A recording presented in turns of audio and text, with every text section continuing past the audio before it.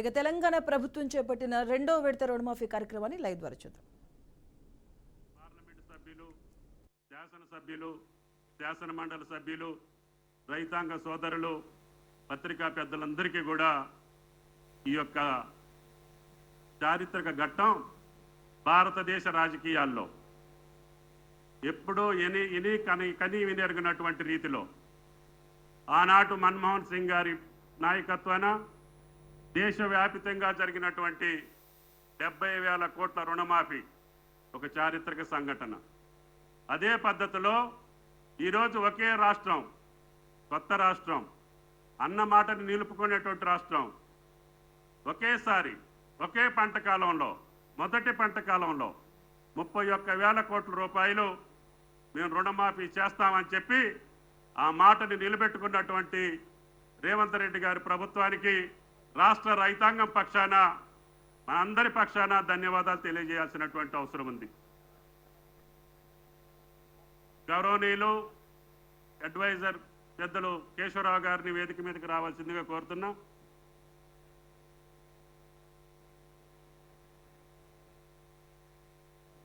ఈ ప్రభుత్వం వచ్చిన అతి కొద్ది కాలంలోనే 3 నెలలు 4 నెలలు ఎన్నికల సందర్భంగా మనం పాలనకు దూరంగా ఉన్నా పాలన ఏమాత్రం కూడా కుంటుపడనీయకుండా, ఆర్థిక పరమైనటువంటి ఇబ్బందులు ఉన్నాయని చెప్పి సాకులు చెప్పకుండా, అప్పుల్లో ఉన్నటువంటి రాష్ట్రాన్ని మళ్ళీ సరిదిద్దుకుంటూనే ఈనాడు అన్న మాటను నిలబెట్టుకుంటూ ఈరోజు రెండో విడత రుణమాఫీ 1,50,000 వరకు ఈరోజు రైతుల ఖాతాలోకి వెళ్తుంది. తప్పకుండా ఆయన గారి మాట ప్రకారంగా ఆగస్టులోనే 2 లక్షల లోపు ఉన్నటువంటి రుణాలన్నింటినీ కూడా మాఫీ చేస్తామని చెప్పి సాక్షాత్తు ముఖ్యమంత్రి గారి వాగ్దానం. అది రైతుల యొక్క భరోసా అని చెప్పి కూడా మీకు ఈ సందర్భంగా మనం చేస్తున్నాం.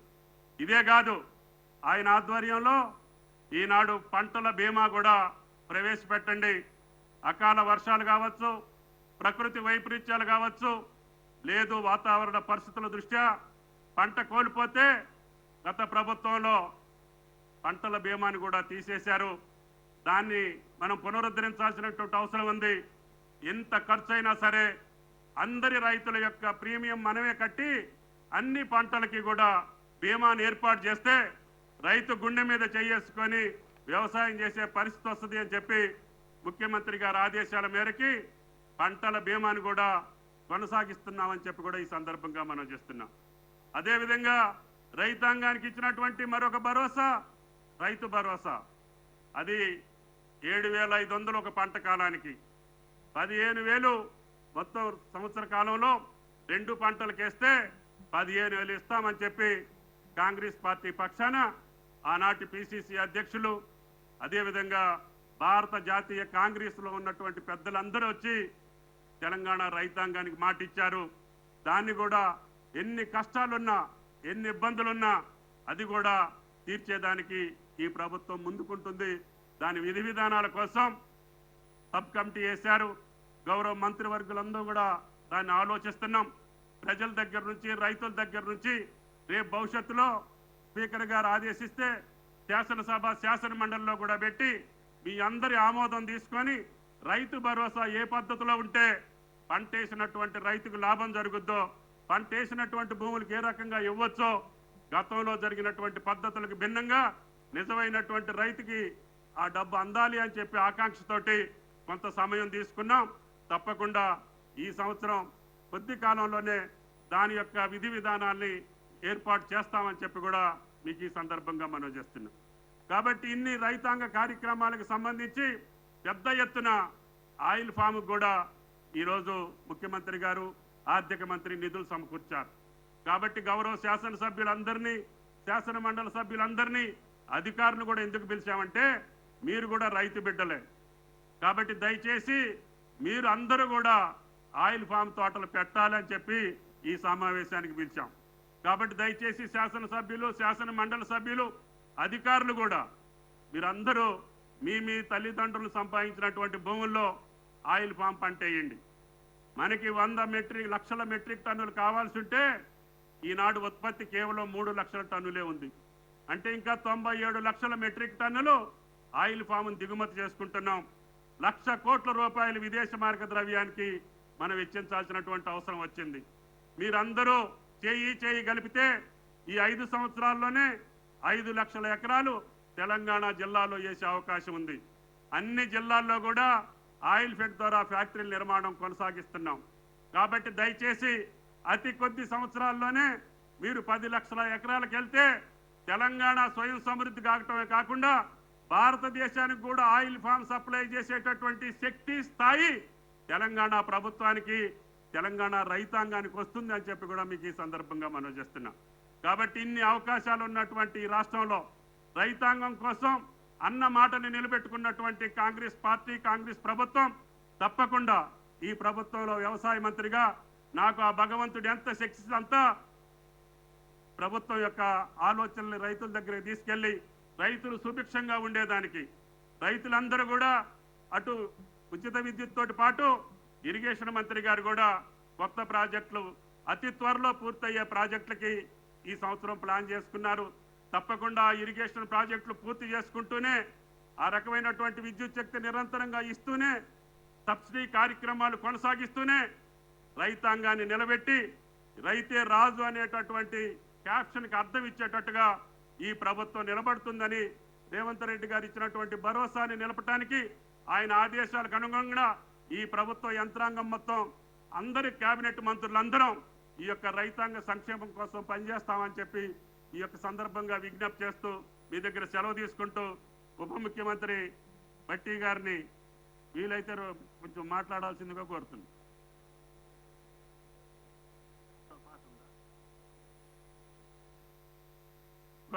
ఒక నిమిషం భట్టి గారు, ఇంకొక పార్టీ చూసుకొని మీరు. Thank you.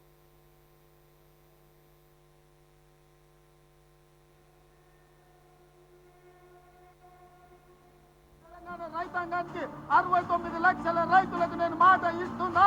ఆగస్టు 15 తారీఖు లోపల 2 లక్షల రూపాయల రైతు రుణమాఫీ చేసి తీరుతా. 15 ఆగస్టు లోపల 2 లక్షల రూపాయల రైతు రుణమాఫీ చేస్తా. ఏకకాలంలో ఏక మొత్తంలో మీకు రుణమాఫీ చేసే బాధ్యత నాది. వచ్చిందన్నో వచ్చిందక్క పండగ వచ్చింది. రుణమాఫీ రుణమాఫీ రైతు రుణమాఫీ ప్రజాపాలన తెచ్చింది చూడు అందరూ మెచ్చేది.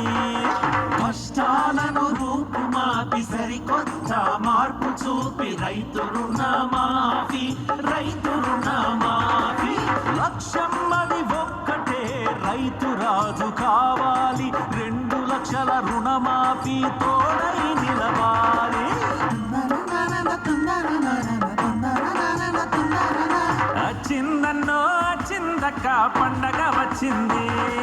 రుణమాఫీ రుణమాఫీ రైతు రుణమాఫీ ప్రజాపాలన తెచ్చింది చూడు అందరూ మెచ్చేది.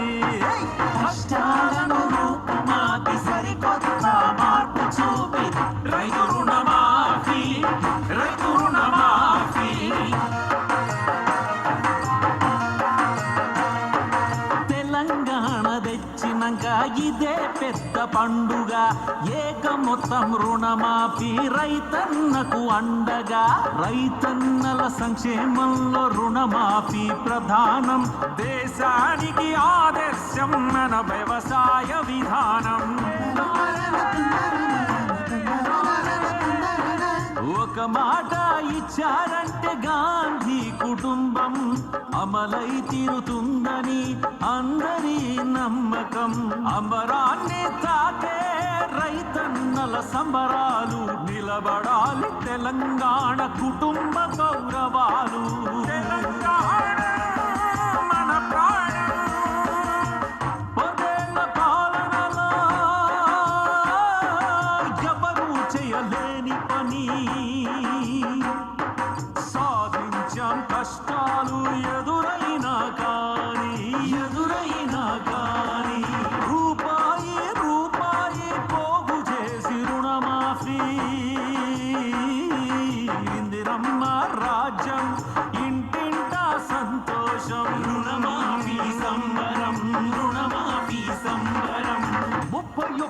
కోట్లతో ముఖ్యమైన పథకం రైతన్నల రుణం తీర్చుకునే శుభతరుణం. రైతు వేదిక ప్రాంగణం రంగుల హరివిల్లు, పల్లె పల్లె పచ్చగుండాలని వరాజల్లు.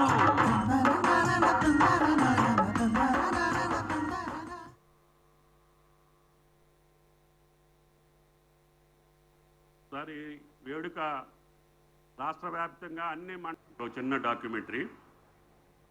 దానికి ఈరోజు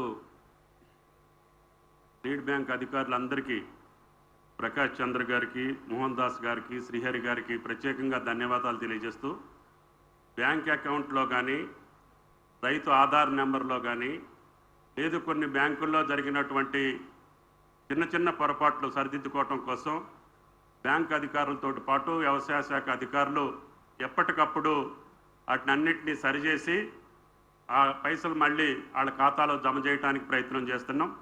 మొదటి విడతలో 17,000 ఖాతా నెంబర్లు పొరపాటున ఆగిపోయినాయి. వాటిలో ఇప్పటికే 8,000 ఖాతాలని మళ్ళీ సరిచేసి వాళ్ళ ఖాతాల్లోకి ఆ నిధులు సమకూర్చడం జరిగింది.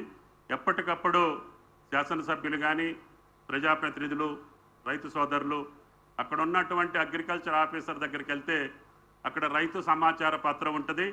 మీ ఆధార్ నెంబర్ కింద టచ్ చేస్తే దాంట్లో వివరాలన్నీ వస్తాయి.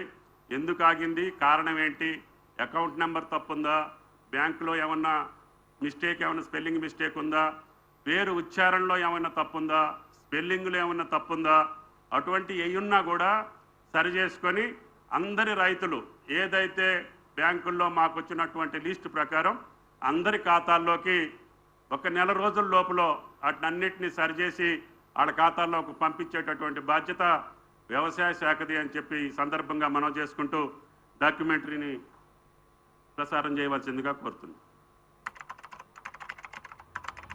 తెలంగాణ రైతాంగానికి బ్యాంకర్లు అధికారుల సమక్షంలో 6,098 కోట్ల రూపాయలను మొదటి విడతగా 1,00,000 రూపాయల వరకు అప్పున్న రైతులకు రుణ విముక్తి కార్యక్రమాన్ని చేపట్టడం జరిగింది.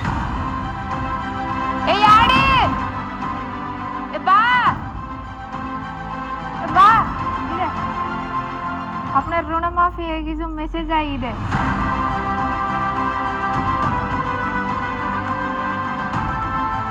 ఇవాల్టి రోజు నా జీవితంలో మరపురాని రోజు. రైతుల ఖాతాల్లోకి నిధులు జమ చేసే అవకాశం దక్కింది. ఇంతటి అవకాశం వచ్చినందుకు చాలా సంతోషంగా ఉంది.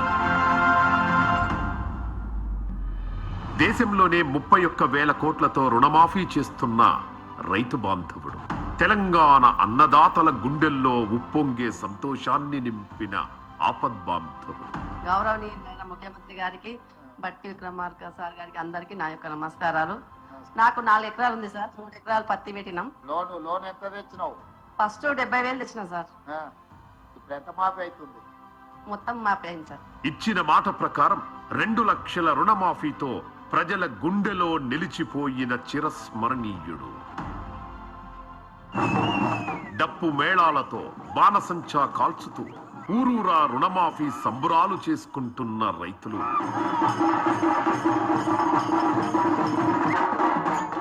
రైతాంగానికి రుణ విముక్తి చేయడం చారిత్రాత్మకం. మాకు ఈ 47,000 రుణమాఫీ అయింది. అయినందువలన మాకు సంతోషంగా ఉంది. మేము ఈ వ్యవసాయానికి సంబంధించినటువంటి మళ్ళా పెట్టుబడి కానీ మేము చేసుకోవడానికి, వ్యవసాయం చేసుకోనికి, మా తల్లిదండ్రులు కానీ కొనుక్కోనికి మాకు డబ్బులు వచ్చినాయని సంతోషంగా ఉంది. రైతులు బతుకు పోరు చేస్తూ జాతికి ఆహారాన్ని అందిస్తాడు. కానీ రైతుల గోస ఎవరికీ పట్టదు. సంక్షోభంలో కూరుకుపోతున్న వ్యవసాయ రంగాన్ని ఆదుకొని దేశాన్ని స్వయం పోషకంగా నిలబెట్టాలన్న గొప్ప ఆలోచనతోనే ప్రజా ప్రభుత్వం పనిచేస్తున్నది. అర్హులైన ప్రతి రైతుకి రుణమాఫీ అందాలని, వారి కళ్లల్లో ఆనందంతో పాటు నూతన ఉత్తేజం నింపాలన్నదే ప్రజా ప్రభుత్వ ధ్యేయం. మాకు క్రాప్ లోన్ ఉండే 80,000 వరకు. ఇప్పుడు మాకు రుణమాఫీ జరిగింది. రుణమాఫీ జరగడం వల్ల మేము ఎంతో సంతోషంగా ఉన్నాము. ఇంతకుముందుకు నా ట్రాక్టర్ కూడా చాలా రిపేరింగ్లో ఉండే, డబ్బులు లేక చేయించుకోలేకపోయినా ఈ ఒక్క సంవత్సరం ఈ రుణమాఫీ జరగడం వల్ల మన ముఖ్యమంత్రి గారి సహకారంతో నా ట్రాక్టర్ బాగా చేయించుకొని మళ్ళీ ఇదే పొలంలో దున్నడం నాకు ఎంతో సంతోషంగా ఉంది. కత్తికి పదన, రైతుకు అదన అనే సమయంలో ఈ అదన సమయంలో ముఖ్యమంత్రి గారు మనకు లోన్లు మాఫీ చేసిండు. చాలా సంతోషం, హ్యాపీగా ఉన్నాం. నేను రైతును, నాకు 2 ఎకరాలు 5 గుంటల పొలం ఉంది సార్. ఇప్పుడు 40,000 తీసుకున్నా, 10,000 మాపేది. ఆ మిత్తి కట్టుడే సరిపోయింది నాకు. ఇప్పుడు మాత్రం ₹1,00,000 తీసుకున్న అప్పట్లో ఇప్పుడు ఒకటేసారి ₹1,00,000 మాపవుతున్నాయి. ఈ ప్రభుత్వం ఒక 20 ఏళ్ళు ఉండాలి, ఉంటేనే ఈ రైతులకు సాయం జరుగుతుంది సార్. వ్యవసాయాన్ని పండుగలా మార్చి రైతులను రారాజుగా చేయడమే ప్రజా ప్రభుత్వ లక్ష్యం అంటూ ముందుకు సాగుతోంది మన రేవంత్ అన్న ప్రభుత్వం.